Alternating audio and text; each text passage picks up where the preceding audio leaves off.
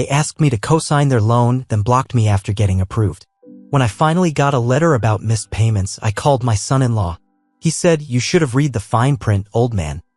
My own daughter laughed in the background. I didn't argue. I just showed up at the bank with my lawyer. I'm a 64-year-old retired machinist. I live alone in the same brick house I bought in Dayton, Ohio back in the 80s. Lost my wife, Elaine, to cancer in 2017. We were married 38 years. Since then, I've mostly kept to myself. I cut my grass, watch Reds games, and try to keep busy fixing things around the house. Not much going on in my life besides my morning coffee, my dog, and the occasional weekend visit from family, mainly my daughter Mallory and her 2 kids. Mallory's my youngest. Always was the most sensitive one growing up. Got good grades, stayed out of trouble. I thought I raised her right. I thought wrong. It started last year around Thanksgiving. She and her husband Derek came by for dinner with their 2 kids, Mia and Tommy. I made a ham, some green beans, and mashed potatoes. We laughed, ate, watched the kids play. Nothing out of the ordinary. Just a quiet, good holiday. After dinner, they asked to talk. I figured maybe something was going on with the kids or Derek's work. Mallory said Derek was trying to grow his roofing business and they needed a loan to buy a new work van. Said they'd been denied by the bank because Derek's credit was a little rough. She said they just needed a cosigner to push it through. Assured me they'd make every payment. I said I'd think about it. I've always been cautious with money. I worked my whole life, paid off my mortgage early, never missed a payment on anything. Elaine and I didn't believe in debt. We lived simple. Derek gave me the usual spiel, said it was just a formality.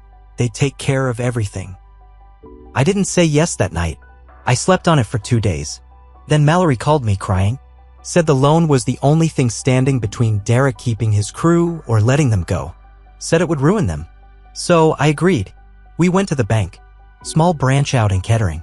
Derek had all the paperwork printed. We sat down with a loan officer, some guy in his 30s who barely looked me in the eye. He walked us through the agreement. Or at least, that's what it felt like. Quick and light. When I asked questions, Derek cut in with answers. I signed. They both thanked me. Mallory kissed my cheek. Derek shook my hand. I felt uneasy, but I told myself I was helping family. 2 months later, everything changed. I called Mallory to check in. No answer. Texted nothing. I tried Derek's number too. Straight to voicemail. I tried not to panic. People get busy. But after a week, I called again. Same result. Then I drove over to their house. The lights were on, but no one came to the door. I knocked 3 times. Waited. Nothing. I left a note in the mailbox asking Mallory to call me. She never did. 3 weeks passed. Then I got a letter from the bank. It said the loan was overdue by almost a month. I called them right away and they told me the account was now considered delinquent and as co-signer I was responsible. I couldn't believe it. I tried Derek's number again. This time he picked up. I told him the bank contacted me. I asked why the payments weren't being made. His tone was cold, like he'd been expecting this call. He said, "You should have read the fine print, old man." Then he laughed. I could hear Mallory in the background. She laughed too. Not nervous laughter. Not surprised. She laughed like I was a joke to them. I just sat there, staring at my kitchen wall with the phone in my hand. I didn't say anything else. I hung up. Next morning, I contacted a lawyer. His name's Patrick Wallace. He's in his early 40s, used to take one of the adult machining courses I helped teach back in the day. Solid guy. Smart. He still sends me Christmas cards. When I told him everything, he listened carefully, then asked for the paperwork. We met up that week. He went over every page, highlighted sections, and frowned the whole way through. "Mr. Dean," he said, "this clause here, Derek added this, is a custom rider. Basically lets him authorize changes to the loan electronically without needing your physical signature again. That's not standard." He called it shady as hell. We started digging. Patrick subpoenaed bank records, credit history, and transaction reports. Took a few weeks to get everything. In that time, I started missing sleep. Couldn't eat much. I just sat in my recliner with my dog at my feet, wondering what the hell happened to my little girl. When the records came in, it hit me like a truck. Derek didn't use the loan for a work van. He used it to pay off $9,000 in credit card debt, took the family to Panama City Beach for 5 days, and put down a $3,500 deposit on a new ATV. Mallory's debit card was linked to some of the charges: Target, Sephora, some restaurant in Tampa. It wasn't just Derek. She was part of it too. That night, I sat at the table, stared at a picture of Mallory from when she was 6. I couldn't stop thinking about how excited she was the day she lost her first tooth. I held her while she cried, and I promised her I'd always be there for her. She was still crying when I said yes to that loan. But this wasn't about hard times. This wasn't a cry for help. It was a setup. I filed a civil suit. Patrick helped draft everything. We served them official notice. They didn't respond. We followed up with a formal demand letter. They finally sent back a reply. Said I had agreed to gift them the money as a way to support their business, and that I was lashing out due to age and loneliness. They called me lonely, like I was just an old man desperate for attention. My hands were shaking when Patrick read me their reply. We went ahead with the suit. Court date was set for early March. Patrick was a bulldog in the courtroom. Laid out every document, every bank record, every lie. I sat quiet the whole time, hands folded in front of me. Mallory and Derek didn't show up. Judge granted us a default judgment. Full amount of the loan, plus damages, plus attorney fees. Patrick said it was one of the cleanest wins he'd ever had. I didn't smile. After that, I made sure every roofing supplier in town got a copy of the court order. Every single one. Emailed, mailed, and even hand-delivered a few. I told them I couldn't stop them from working with Derek, but they had a right to know how he did business. And just to make sure the right people heard the full story, I gave the same packet to the Dayton Small Business Bureau. A month later, Derek's business license was suspended. I wasn't done. I contacted CPS, told them I was concerned, not out of spite, but because if someone's spending thousands on vacations and toys while dodging loan payments and lying to their own father, I had to wonder what else they were cutting corners on. They opened a case. That's all I'll say about that for now. Then, in April, Derek filed an appeal. Claimed he didn't understand the original court process and wanted the judgment reversed. We showed up to that hearing. Derek looked tired, pale, like he hadn't slept. Mallory wasn't with him. Before the hearing started, he walked over to me. He had the nerve to smile. "I was gonna come talk to you, Mr. Dean," he said. "Just got busy."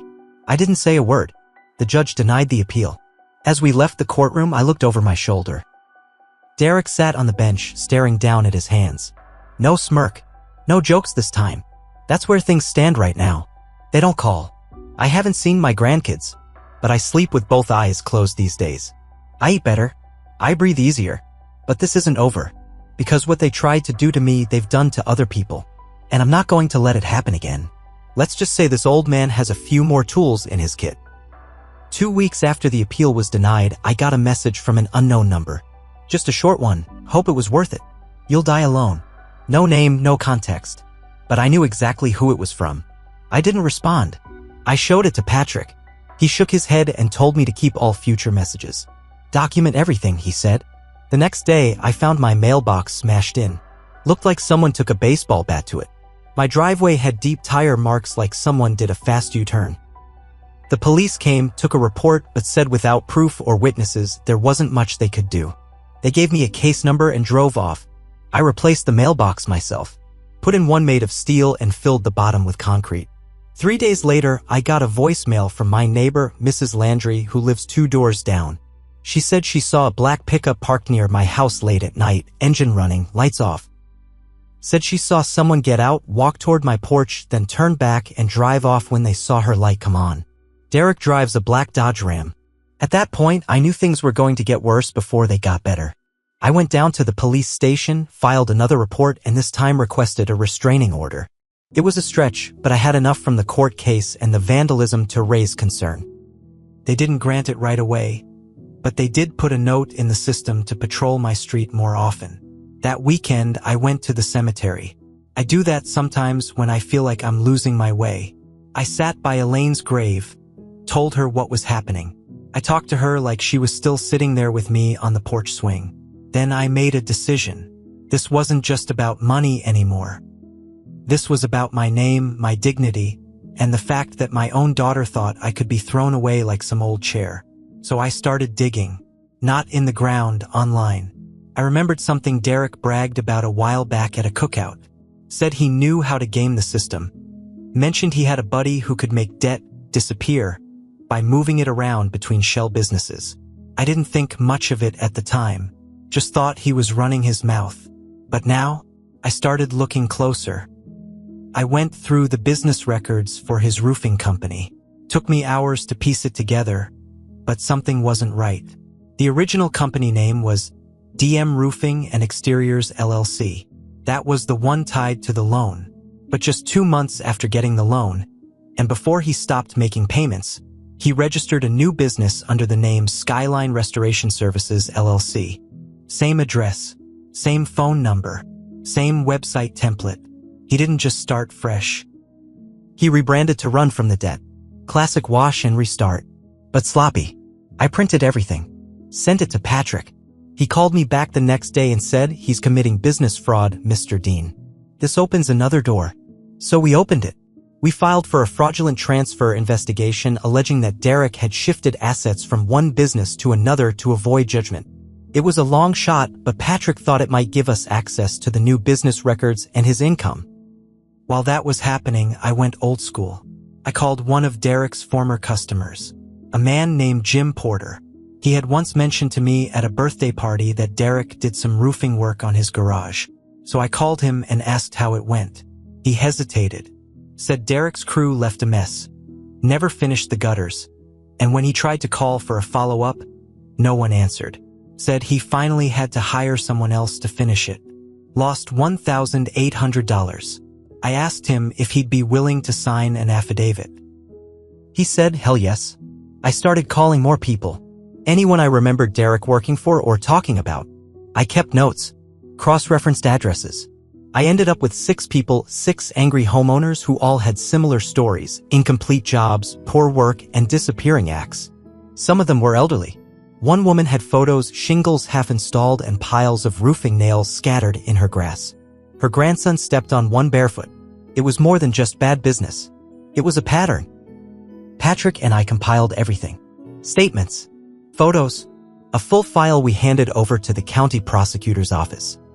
Now, Derek wasn't just dodging debt. He was being looked at for fraud, negligence, and possibly elder exploitation. When Mallory found out, she called me for the first time in months. I almost didn't answer, but I did. She was crying. She didn't say hello, just jumped right in. Dad, please stop. You're ruining our lives. I didn't yell. I didn't even raise my voice. I said, you did that yourself. She went silent. Then she said I was scared. Derek said we'd be fine. I didn't know it would get this far. I told her I missed the kids. I told her I used to lie awake wondering what I did wrong as a father. Then I said I was done letting guilt decide what was right. She hung up. Later that week, I got a letter from her lawyer, a cease and desist, accusing me of harassment and defamation. Patrick nearly laughed when he read it. Let them come, he said. We're not even halfway done. We weren't, because soon after that, I got a call from a local news reporter. She said she was looking into complaints against small contractors in the area and Derek's name had come up multiple times. She asked if I'd be willing to talk. I didn't hesitate. When the reporter called, I didn't think twice. Her name was Jenny Rhodes from a local station in Dayton. She said they were working on a series about contractor fraud, people getting scammed, unfinished work, phony business names. I told her I wasn't just a source, I was family. We met at a diner on Wilmington Pike. I brought copies of everything. Court documents, payment records, pictures from customers, even the messages Mallory and Derek sent. She read through it slowly, making notes. Her hands shook a little when she saw the photo of the woman's yard covered in loose nails. She asked me one question before she left. Why are you doing this? I looked her in the eye and said, because no one's coming to help people like me, so I'm going to be the one who does something. 2 weeks later, the story aired. It was a full 10-minute segment. My face was blurred and my name wasn't used, but they showed Derek's photo from his business website, the one where he's grinning next to a half-built roof. The story was brutal. They had interviews with 2 of the homeowners I'd found. One of them, a Vietnam vet in his 70s, started crying on camera talking about how he spent his savings to fix a roof that never got finished. They aired the legal documents, the fraud accusations, the business switch, the debt he tried to escape, the judgment against him. Mallory wasn't in it, but she might as well have been. The fallout came fast. Derek's new business license was flagged by the state. An investigator from the Attorney General's office called Patrick directly. Said they'd opened a formal inquiry. Then I got another message. Not a threat this time, an apology. It was from Mallory. She didn't call. She emailed. Said she didn't know what else to do. That Derek was losing jobs, suppliers were backing out, and people were showing up to their house demanding refunds. She said the kids were scared because someone spray-painted "thief" across their front fence. She asked me to help. Said, "You've made your point. Please let this go before it gets worse."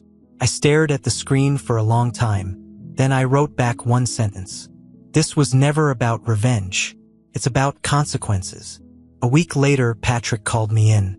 He had new information. Remember that writer clause Derek added to the loan paperwork? The one that let him make changes with implied consent? Patrick had finally traced the origin of it. It came from a legal template site, except Derek didn't download it legally. He copy-pasted a business-to-business contract into a personal loan document and modified it in Word. Badly. He even left in part of the original header that said vendor purchase agreement. Patrick smiled when he showed me. This isn't just fraud. This is forgery. And that changed everything. Forgery brought in the state DA. It meant criminal charges. I didn't press for them. I didn't have to. The law was moving on its own now. Then came the final twist, at least for now. One of Derek's old workers reached out to me through a mutual friend. Said he was tired of staying quiet. That Derek hadn't just lied to customers, he'd stolen wages too. Promised pay, skipped checks, even told one guy he'd mail his final paycheck and never did. I asked if he'd sign a statement. He said yes. And not just him, 3 more guys came forward. Patrick said this opened up a whole new legal path. A class action labor complaint. Derek wasn't just in trouble anymore. He was drowning. And through it all, Mallory stayed silent. She didn't call. She didn't email again. But I heard from her mother-in-law, of all people. A woman I hadn't spoken to in years. She said Mallory brought the kids over one day crying, said things were falling apart and she didn't know what to do. I asked if the kids were okay. She said they're scared, confused, but okay, they miss you. That cut deeper than anything else. But I held my ground, because the truth is they took advantage of my love. They played me like I was too old and too tired to fight back. They were wrong, and I still wasn't finished. By summer, everything came crashing down on Derek like a busted scaffold. The state filed charges, 3 counts of forgery, 2 counts of business fraud, and 1 count of wage theft. His court date was set for late July. Word spread fast around Dayton, especially in contractor circles. Derek had no idea how fast people would turn on you when you mess with the wrong kind of working man. He tried to pivot again. Tried to start a 3rd business under a fake name, Midwest Exteriors LLC. Problem is, one of the guys he stiffed on wages saw a Craigslist ad with Derek's face on it. He sent it to me. I sent it to the DA. They shut it down in 3 days. The morning of his arraignment, Derek tried to delay it. Claimed illness. The court didn't buy it. He was forced to show up in person, handcuffed, in front of local news cameras. He looked thinner, like he hadn't been eating. Hair messy, eyes bloodshot. Mallory wasn't there. She had already left him. I only found out through CPS. See, the investigation I started months back? It hadn't gone away. Turned out Mallory and Derek had been late on utilities for months. Kids had been showing up to school hungry. One neighbor told investigators they heard yelling late at night, and a teacher reported Mia had bruises she wouldn't explain. They launched a full home visit. That was what finally got Mallory to wake up.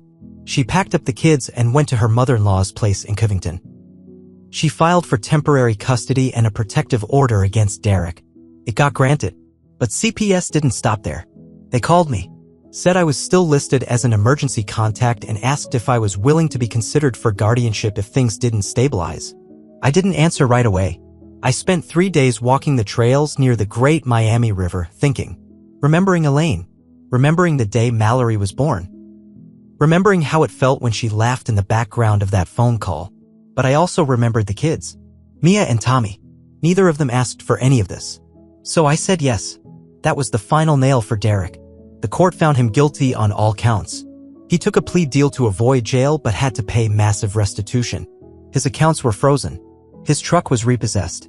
His business license was permanently revoked. He was ordered to pay me back with interest plus attorney fees, plus damages to the homeowners and workers. He moved into a one-bedroom apartment above a gas station on Route 4.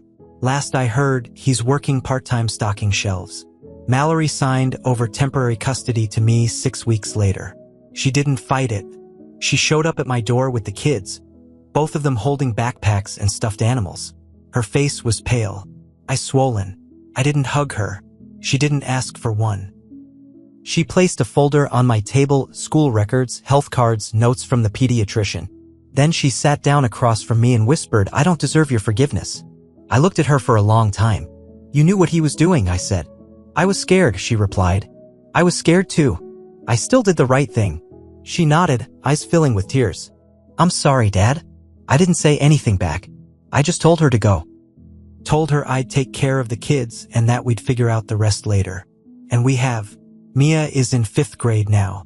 Loves drawing. Tommy's younger, quieter, but he follows me around the yard when I'm fixing stuff. We eat together every night. I've taught them how to mow a lawn, change a tire, and respect the people who show up when it matters. As for me, I learned something too. I wasn't a perfect father. I let guilt lead me.